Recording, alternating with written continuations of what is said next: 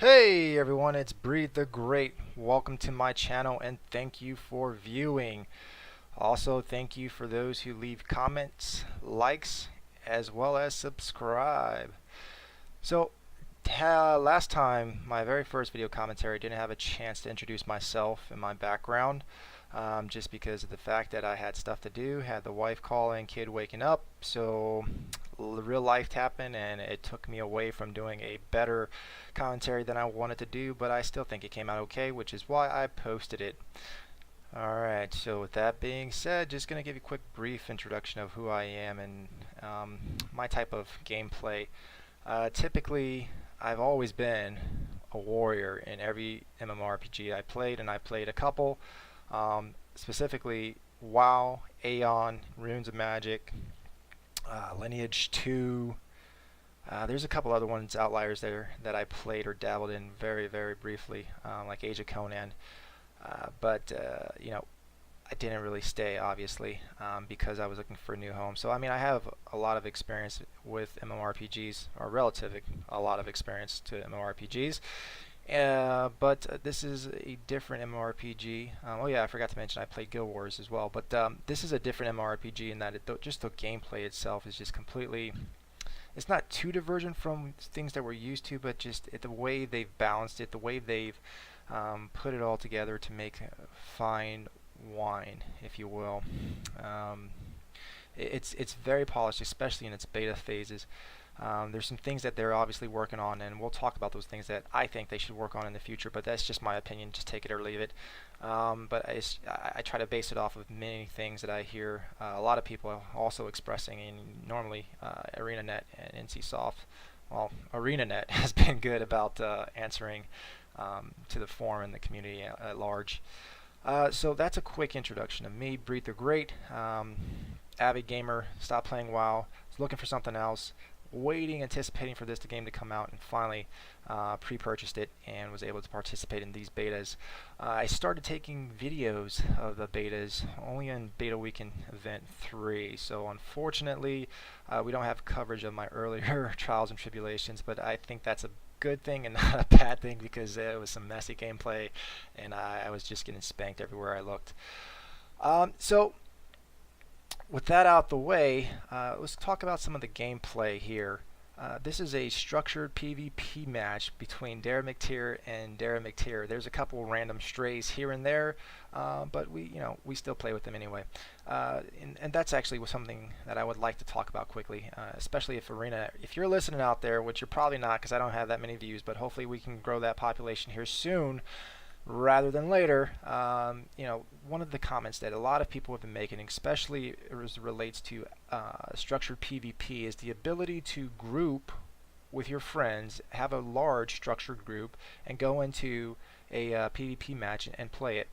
And not auto balance so that people don't get split up off their teams. Now that's fun to some capacity, but hear me out here. I'm looking at this from both ends of the spectrums. I'm going to cover the first end, which is the players' wants and wishes, as well as ArenaNet's wants and wishes. So from the player perspective, I think that it's very beneficial to be able to group as a guild, go into a PvP match, and just stay together and be able to play, so you can get that camaraderie as well as that organization of your gameplay. So when you do go into tourneys, you're a little bit better organized, and you know exactly how you're going to fight, who's doing what, and how the game plan is going to go. From the other perspective, from ArenaNet's perspective, I kind of think the reason why they structured it with the auto balancing for PvP is because, well, it's not always fun to get steamrolled by one guild or group every single time and be just stuck with that group. But the beauty of it is that's why you have many servers. So I don't really see that that's an issue, because people can obviously roll to a different server, to somebody that's less experienced than than the group that they're playing with. Or maybe you can look and do a couple more additions of the auto balancing and look at putting groups together that are have a similar rating, kind of like what you do when you scale the servers with World v World v World. something similar to that, and just bring it over to the structured PvP. So with that little tirade out the way, let's just talk about some of this gameplay. Usually when I play this build, which is the confusion condition damage build, and I have a little disclaimer about that as well, is I like to play defensively. Well, that's really the only way you can play it. At least that's what I thought initially. And as you watch my videos along the way, you're going to see my gameplay turn from defensive in nature to offensive using condition and confusion damage. You know, someone posted on my one of my channels, or one of my videos, is that this is not a non-standard build, meaning that this is a cookie cutter defensive great staff build. And while I'll say this, yes, it's the loadout is typical loadout, because 1, 2, 3, 4, 5. If I pick a staff, I can't really change that, so it's gonna be that. And the utils were relatively the same that you see across YouTube. Now, what's not shown in here is the build that I actually put into it, and maybe it is cookie cutter. Who cares? I just like the gameplay, but I think it's a little bit divergent from what normal people are playing, which is the great sword and pistol DPS build. And I don't play that build because I'm just not good at it. I'm not at the in-your-face type of kind of guy. Although it's kind of funny and ironic, because in all my other past MMORPGs that I played, I've always played a warrior class, and I felt a little bit of comfort knowing that I could just take a beating and going in there and fighting face to face. As a Mesmer, though, I don't feel so comfortable doing that. I'm so squishy that if I go in there, I'll die. And there's only a couple guys that I've met in that build that do it very, very well and can go in your face and just burn you, even being a Mesmer. And actually, there's only one guy that I really learned a lot from, and who's in my guild as well. Lundy. Go check out his channel, Lundy XD. The guy knows a ton about this game. And he has some good thoughts about gameplay, strategies, builds. Just check out his channel, Lundy XD. Hopefully he posts some new stuff here soon, and as the game starts to launch, so you get to tune into his channel and see all his good secrets, because he's definitely taught me a lot, even about that build, as well as some of the stuff that I do in this build, although I have adapted it and made it my own. So with the condition damage confusion build, initially I started out with my heavy reliance on the staff and using Chaos Storm, and just keeping as many illusions out as possible, because they're spec'd so that they can provide regen while they're out. And I think that's only pertinent to phantasms. I don't think it's applicable to clones, so I don't know how that dynamic works. Still trying to figure that out. As I figure it out, I'll let you guys know as well.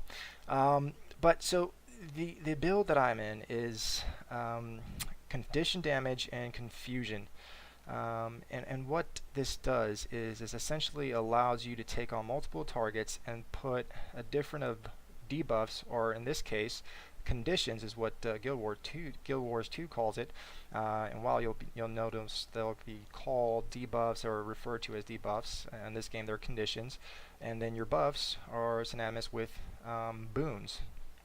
So in this game, this build is heavily reliant on just laying down a number of conditions and hoping that your enemy does not wipe those conditions, which they can. Everybody can wipe those conditions. They have the utils to do it. Just it's a matter of whether they value DPS, support, or more of a healing type role. Although that trinity doesn't exist in this game, there's still some things that you can do to help along those lines.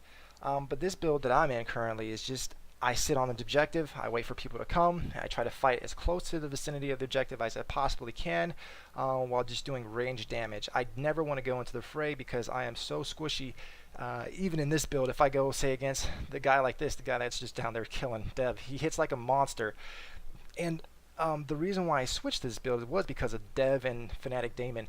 Another two members of Dara Mactire that were constantly just wrecking face. They come up to you and look at you and you die.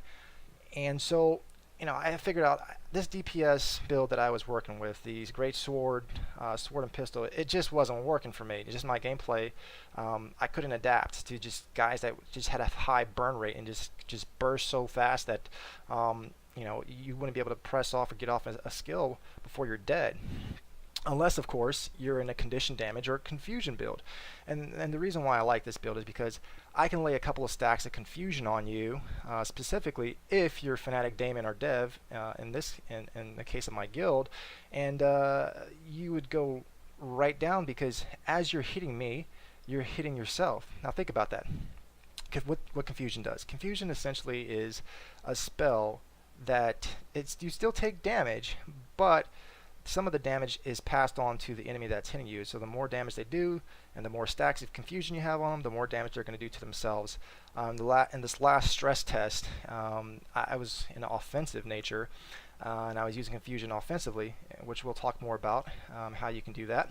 But as Dev, he thought he was going to kill me. He looked at me. I had maybe 11, 12 stacks of confusion on him, and he killed himself with a 17k kill. I don't know if he took a snapshot of it. I hope he did, but yeah, that's crazy. And he didn't even know what happened. He just died. He's like, well, no one was hitting him. Nothing happened. He just happened to have this debuff on him, 11 stacks of it, and he was hitting, I think, my wife, who also plays this game, by the way. And while he was hitting her, he ended up killing himself. So go figure. That is why I choose to use confusion, just for the burst DPS. A lot of people use the cookie cutter glass DPS, glass cannon builds a lot across the board for all the classes, and just to combat that, it's the flavor of the week, just to combat that during the beta weekends as well as the stress tests, I went with this build, and it seems to work out very, very nicely, and I can last a little bit longer than I normally would if I was DPS sword and pistol build. Now that's not to say that you couldn't last if you weren't in that build. What it is saying is that I'm just not good at it. So without further ado, that's the end of the video. Hope you like my commentary. Stay tuned for more commentary in the future. Thank you.